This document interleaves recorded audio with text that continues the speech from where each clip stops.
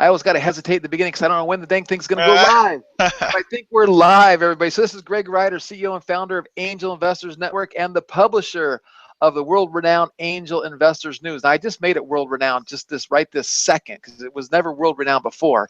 But I'm pretty happy with the way our newsletter's going. So we are on a mission to help entrepreneurs succeed. We have a core competency of helping entrepreneurs raise capital. We are investors. We have a bullpen of investors, thousands of them, matter of fact, and we are constantly looking at deals and wanting to invest. And kind of like the best way to describe it is if you've ever watched Shark Tank, that's what we do. We invest in companies, we buy and sell companies, we take companies public, we do mergers and acquisitions. And I've been fortunate, been doing this my entire adult life. I'm 52 years old, and here I am still rocking and rolling doing this stuff. And again, one of our missions is to help entrepreneurs succeed, right?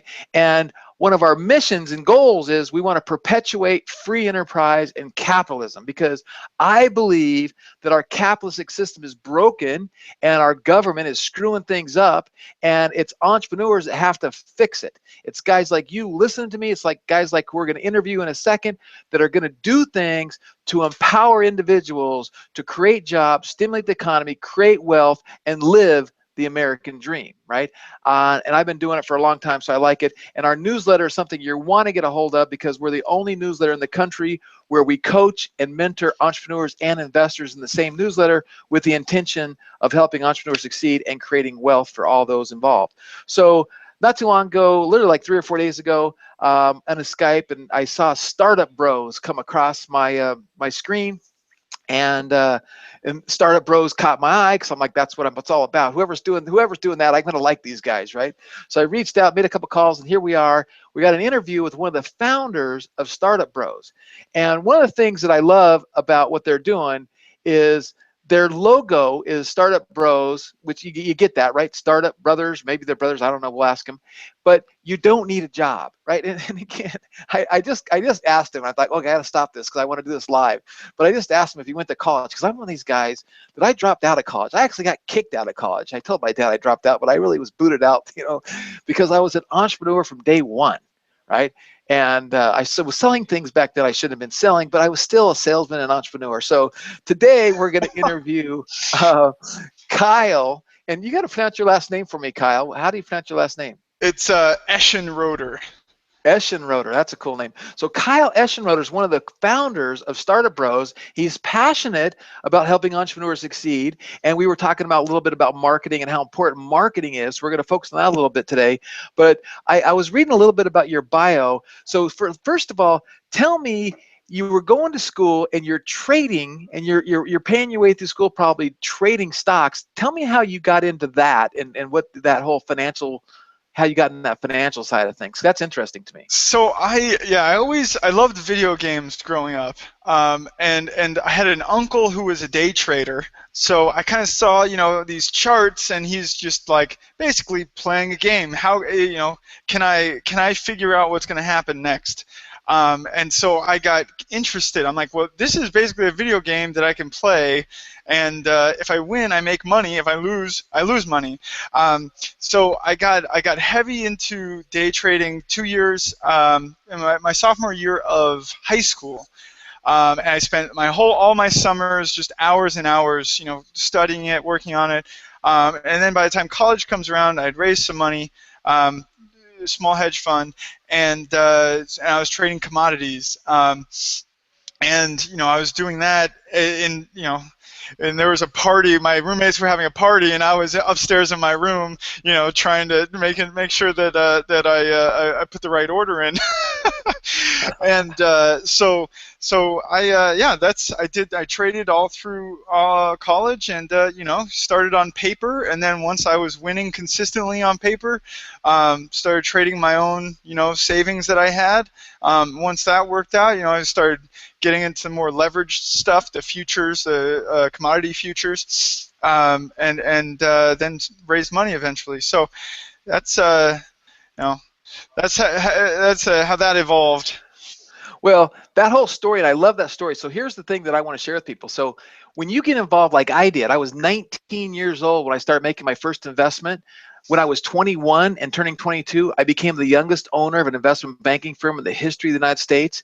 And although I lost a lot of money and I made a million mistakes, I tell everyone, get involved with the understanding finance and capital at an early age.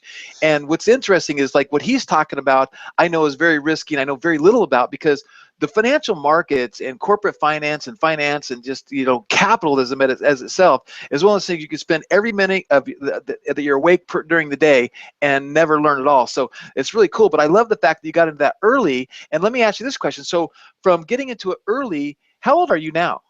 I'm 25 for another month. Okay, so you're still just real young. But yeah, I never hit that peak that you did though. That's really well, really cool. The fact that you did that really young, talk about how just that experience about money and trading and understanding capital markets and futures and commodities and buy, sell, low, high. How is that affecting you today? Oh my gosh. Well, I think you know, people live in a theoretical realm generally until they leave college. And so for me, very early on, I understood what it meant to have skin in the game. I understood what risk meant, and I had a very unique perspective on money, because, you know, as a trader, you know this very well. You know, in 5 seconds or 5 minutes, you can lose thousands and thousands of dollars or make thousands and thousands of dollars. So your whole perspective on what a dollar is and what it means is a little bit warped. But so, you know, for today, you know, it's just it gives me a certain level of confidence that I understand how ridiculous the markets are. You know, people look at them as some mystical, you know, thing, or they just kind of look at this as, you know, you have a little bit more sense of control over, you know, what's going on, and you can see patterns in the economy that you know, when you study the history of markets, they repeat. You know, if you're going to be a day trader or you should know, you know, the history of markets and how they react to the psychology of crowds and all that. So it gives you a different lens to look at the world through. And to me, it really shows you the value of entrepreneurship, because, you know, entrepreneurship, you are literally making money, whereas in trading, for the most part, you are it's more of a zero-sum game, especially, you know, futures markets. So you're kind of reallocating money. So entrepreneurship is this kind of a relatively low-risk opportunity to create something from nothing, create money out of nowhere. Actually, I love that. No one's ever said that to me. And it's like, you think about, you're investing in stocks, you're investing in futures, whatever it is. But as an entrepreneur, we're investing in ourselves, which is the best investment you can possibly make. And Absolutely. really, and then when you understand corporate finance and capitalism and equities, every billionaire on planet Earth owns stock, and they made their billions in equities, right? Other than the oil guys in Saudi Arabia, wearing the, you know, those guys are a little bit different, but everybody's got equity. So that's super cool. So moving on with that. So now, now I got to say one thing. So when I was 25, I just had that memory, like, so you were talking about that. I had a $1 million trading deck, and I had $400,000 in a stock that had invented this thing to prevent AIDS and fix AIDS and cure AIDS. And at that, you know, back then in 1987, that was a big thing. And the market crashed in October of '87, and I lost it all in one day. Literally one day, boom, God. Oh, yeah. That hurt. It was very painful. Very it's painful. Shocking. So, yeah, and you can't. It's like when somebody describes the size of the universe. You can't comprehend it, and so like it feels like when you lose that quantity of money, you can't even feel what that means. You know, it's just so massive. That's just I can imagine you must have been in shock. It was one of those things, we wanted to jump out the window, but we were only on the second floor, so we're like, we'll only break our legs. It would just be more of an annoyance than anything, huh? Exactly. Okay, so now moving on to entrepreneurship. So what is the number? So now you're in the entrepreneur, you got a good taste for risk, and obviously entrepreneurs are risk takers. And I was watching that show the other night for the first time, the blue collar millionaire, and every single one of them said, big risk, big returns. You got to take risk. So what is your number one piece of advice that you give somebody who is an entrepreneur? Let's do it two ways. Let's do one that's somebody who's, I got to get out of this job. I can't stand who I work for. I hate my job. What's the number one advice you give that person? And then do this one. What's the number one advice for, I'm an entrepreneur, but I'm struggling, and I'm not. What's the number one thing you give those two people? Okay, so the number one piece of advice for the person in a job, don't quit, but start working on your escape plan. So a lot of people, they quit and then they go try to start a business and realize they're more miserable doing that. This was a terrible idea to start. And so they now they have no income, and they are also just in a really bad position. Their back's against the wall, and it was worse than it was before. So don't being an entrepreneur is not an all or nothing thing. It becomes that at a certain point, but allow yourself to transition. There's plenty of business models. We teach some of them over at Startup Bros that allow you to build up an income that can eventually replace your current one, and then once you have a certain momentum, then you get out. My number one piece of advice for an entrepreneur who's struggling, in most cases, I mean, it always depends on the situation, on the context, but one of the most helpful things to realize for an entrepreneur is that entrepreneurship, when you're dealing with asymmetric payoffs. So we're wired emotionally for symmetric payoffs, which is what you get when you go to a job. For every hour you work, you get a few more dollars. So you're going to get this salary. You might get a little bit of bonus. So if the slope's like this, you might be able to nudge it up like this or something. But in entrepreneurship, oftentimes the slope is asymmetric, so it's more just like a flat line. You're putting in tons of sweat, blood, and tears, seeing zero payoff. But then when you see the payoff, it's lumpy, and it's like this, and then boom, you get that one massive payoff. And it's important to remember that you're not emotionally wired to deal with that as an entrepreneur. So to give you an example, in my own case, we worked on Startup Bros for more than 2 years without seeing a dime, basically, of return. We worked on it, we built the audience, then the first week we launched our product, we made 100 grand. And then, so the growth has been ridiculous since then in this past year. But we had to put in that upfront, I guess, sweat equity, and just understand that we weren't going to get paid off right away. And so that's the thing. Be patient. Keep putting in the sweat. As long as you have a decent plan, you will hit that lumpy payoff. No, that's cool. So let me say this. So Kyle sent me, what kind of questions do you want? Send me. I didn't send him anyway. So I whenever I do interviews, I never tell people what we're going to talk about. I give them an idea because I want this to be real and raw. And again, he's 25, I'm 52. We both have our set of experiences. So I'm going to add on to what he said. And so you take what Kyle said, and I'm going to say in both cases, you seek counsel, right? You get mentoring, you hire coaches, you invest in your education. The only reason you don't have what you want is because you don't know how to get it. And Kyle can show you how to get certain things. I can show you how to get certain things. Other mentors, coaches, and experts can show you how to get things. So you must figure out who you trust, who you like, and seek counsel and make the investment in them to coach you, mentor you, and get their products. So again, which we're going to lead to. So now we're moving on to Startup Bros. You guys start Startup Bros a couple years from now. What is your mission and vision for Startup Bros? What do you guys want to accomplish? Absolutely. And Greg, before we I meant to mention this a little bit earlier, but today when we were talking earlier, you sent over actually that exact newsletter that you just kind of held up at the beginning, and I was reading through that and just absolutely blown away by the quality of the content in there, the quality of the information that you're giving, and I think it's a really great example of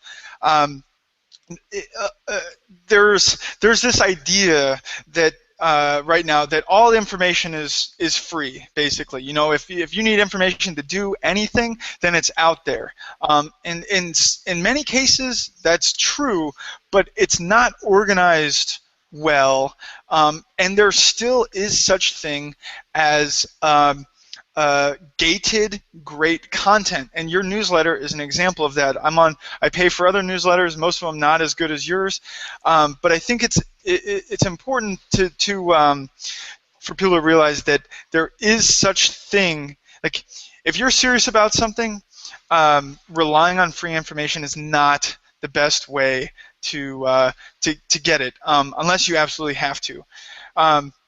And going into that made me forget the question you asked. Well, so the question is, you guys Startup Bros. What is your mission and vision? Yes. What is your goal? What do you want to accomplish? So we want to, create as many successful entrepreneurs as possible.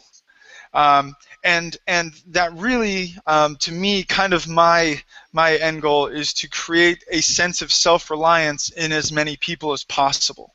And one of the biggest blocks people have to that is financial reliance on a boss, on another institution that they now feel they have to believe in, or kind of just they might have to live a life they don't want to in order to make ends meet. And so, being able to, entrepreneurship is kind of the escape hatch for that. It is, you literally are creating something out of nothing. And creating this sense of self-reliance for yourself. So we focus on the technicals, on the, how do you, we have a 12-week coaching program that shows people how to start an e-commerce company. And through that process, we focus on all the technicals. We don't spend a ton of time motivating. We don't spend a ton of time, talking about transformational stuff. We want to help them build their business. But inevitably, what happens is people tell us, "This has transformed my life. I am now a completely different person. The best thing this program's done for me is empowered me to live my life as an entrepreneur, to live my life on my own terms." So learning these technical tools of creating value, creating a business, literally is that kind of internal transformation. So Startup Bros' outward goal, help you create your business, because you don't need a job. If you want a job, that's great, but you don't need it. You don't need to rely on it. And kind of our subversive goal is that kind of sense of personal freedom that comes with knowing you can create a business. No, I love that, and there could be a lot of entrepreneurs watching this show think, "Hey, Greg, I thought you were interviewing people to help me raise capital, and I need money, and why am I wasting my time doing this?" Well, you're not wasting your time. So here's what I want you to say. So what Kyle's talking about is very, very important, because no matter what he's sharing with you and what he's doing, he teaches people how to build e-commerce businesses, right? And he's teaching people how to be successful. And when you learn these tactics, right? And he was talking about technical and tactics, right? Actual execution tactics that help you succeed. They're applicable in almost every business, especially when you're doing B2C, like what he's doing, what I like to focus on. Now, if you're doing B2B and you're maybe doing biotech and you're inventing the next drug to cure cancer, it's a little bit different. But when you're talking online and you're talking B2C, these tactics and these strategies can be our broad strokes. You can take what works for you and your business and you can implement them, and they help you get to where you're going faster. So with that being said, with Startup Bros, did you guys raise money? How did you come with the capital to go a year or more than a year without any income coming in? And did you need to get investors, or how'd you do that? We lived off savings for the first couple of years. We absolutely did not take on any outside capital. And I think, when people are obsessed over raising capital, I think it's because we have this weird, oh gosh, what's it called? It's a certain mental bias, because the news doesn't report on the business that is started with $5,000 and then 5 years later is sold for $10 million. that's not interesting to the news. What the news wants to talk about is the company that raises $500 million for a virtual reality thing and is now at a valuation of $5 billion. You know, and so everybody thinks they need to raise capital, but like you said, that's for biotech. That's for a very, very small percentage of companies. The people the people that we work with, the average amount that they use to start as capital is $500 to $1,000.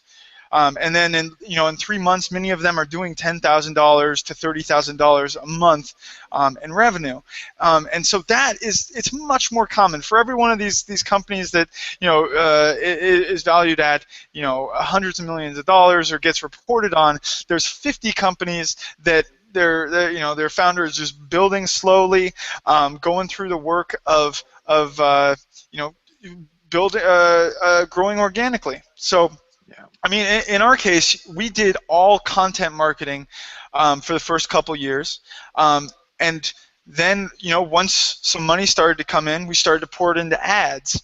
Facebook ads, and now we spend very heavily on other advertising. But that didn't make any sense to do up front because up front you listen. If you have to try too hard to raise money, you shouldn't be raising money, right?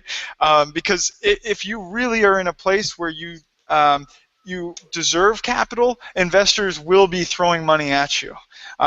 So it's like you said earlier today when we were talking that it's a marketing problem, not a capital problem. You just or a product problem. You probably just have something that people don't want. If you if you're getting in front of people and there's no traction. So yeah, there's a long checklist of things to go through before even thinking about raising capital. Well, along those lines too, a lot of times I talk about clarity as well. So, but going back to how you and what you're doing can help somebody. So you guys focus on the e-commerce side of things, and I love that because you know what? And like he said, $500 to $1,000 to start a business. You could be generating tens of thousands of dollars on a monthly basis. I mean, you can start and build a store and put it in the world's biggest mall, the internet, and you can start generating your first sale today, right? Yeah. I told him I have a website called theinterviewwithgod.com. This site has had over 150 million unique visitors, never advertised, never promoted, never marketed, no JV, just completely viral, right? Through that, we built a list of 150,000 newsletter subscribers that get my email every day. So I'm interested in the e-commerce thing, which was another reason why I wanted to interview Kyle, because selfishly, I wanted to get an idea who he is, what kind of person he is, that kind of stuff. But I want to do this for my business.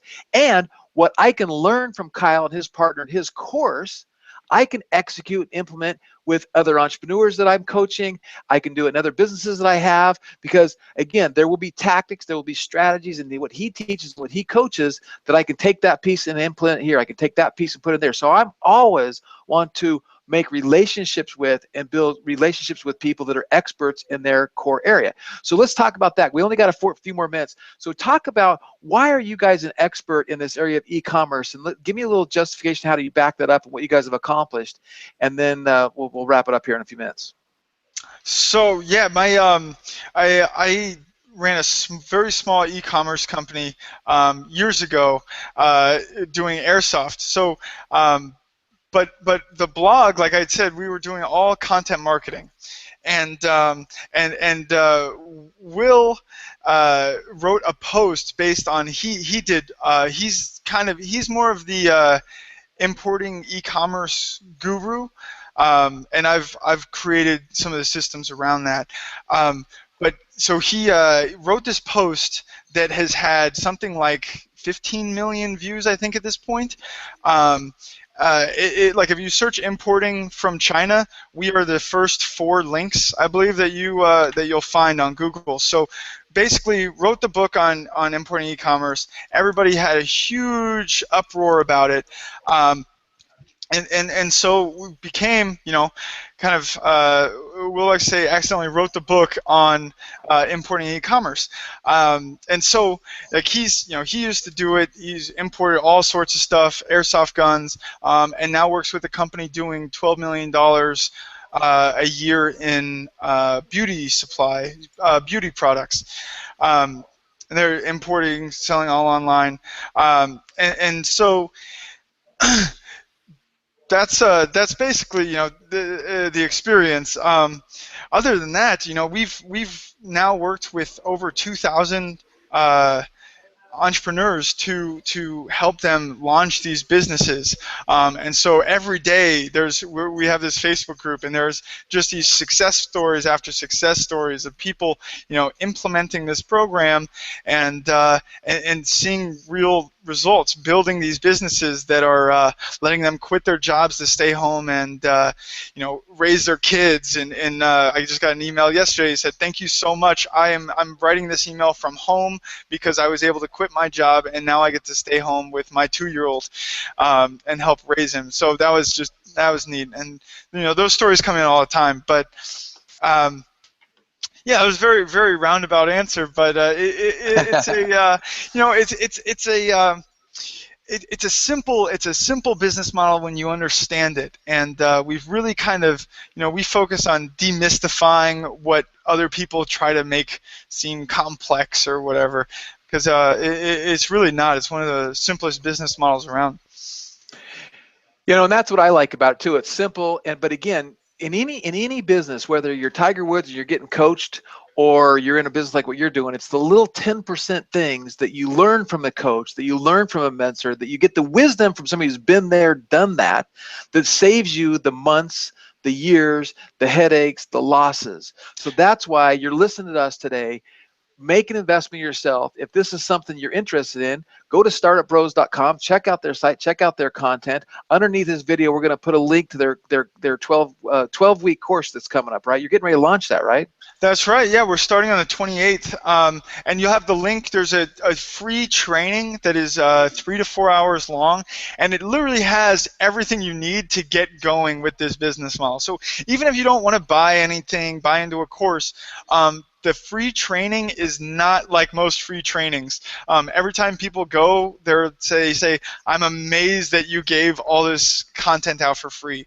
It is one of the best free trainings, business trainings online today. So I highly recommend at least checking out the free event.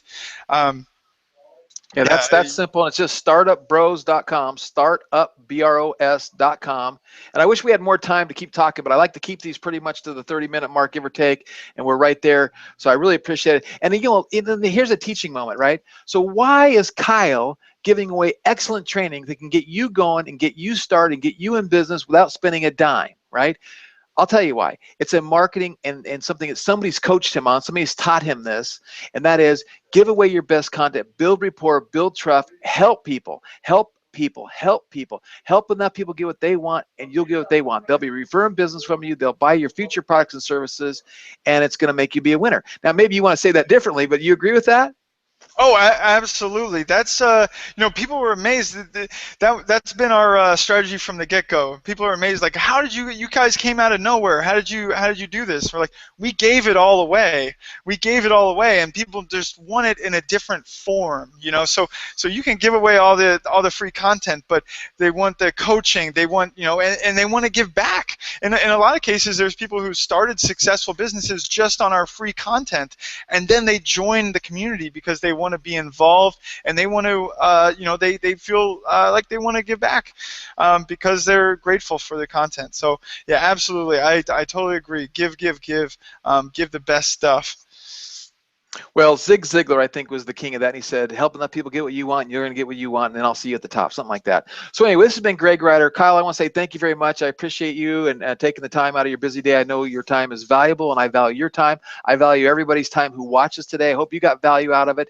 If you're new to Angel Investors Network, go to angelnetwork.com, angelnetwork.com. You can check it out. You can get on our newsletter. You can subscribe to our newsletter if you want.